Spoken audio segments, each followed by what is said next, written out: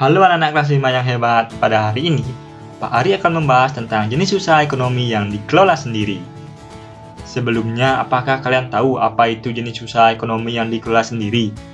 Jika kalian belum tahu, simaklah penjelasan Pak Ari berikut ini. Usaha ekonomi yang dikelola sendiri disebut juga usaha perorangan. Usaha ini memiliki modal terbatas dan biasanya dikelola secara sederhana. Ada beberapa jenis usaha ekonomi yang dikelola secara sendiri. Mungkin di lingkungan sekitar anak-anak terdapat usaha tersebut. Berikut akan Bapak berikan beberapa contoh usaha ekonomi yang dikelola secara sendiri. Pertama ada usaha pertanian.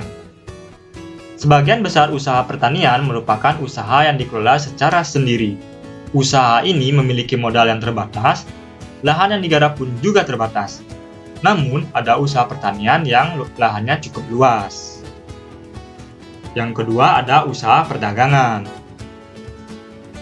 Usaha perdagangan yang dikelola sendiri biasanya berskala kecil dan sedang. Contoh usaha perdagangan antara lain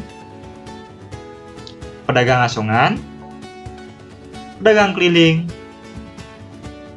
pedagang di pasar, pedagang kaki lima, dan warung.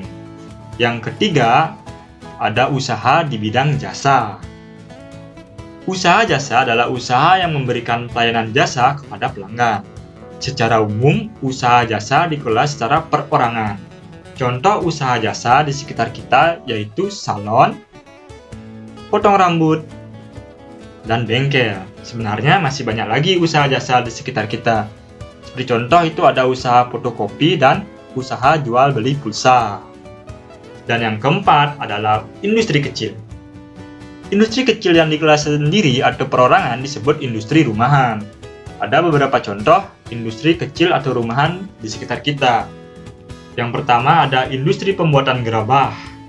Yang kedua ada industri usaha mebel. Dan yang terakhir ada usaha anyaman.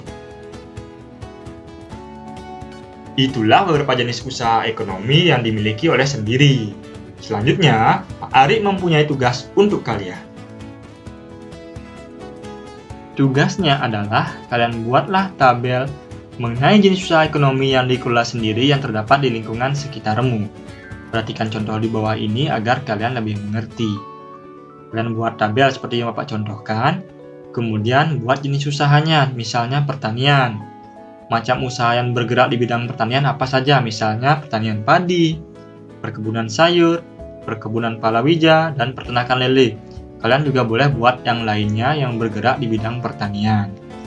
Pada kolom banyaknya itu maksudnya kalian disuruh menulis berapa orang yang mempunyai usaha yang bergerak di bidang pertanian. Itu maksudnya. Oke, sudah paham? Tugas ini kalian buat pada buku tulis kalian ya. Oke, sekian pembelajaran untuk hari ini. Bapak ucapkan terima kasih atas perhatian kalian. Akhir kata Bapak ucapkan sampai jumpa pada video berikutnya.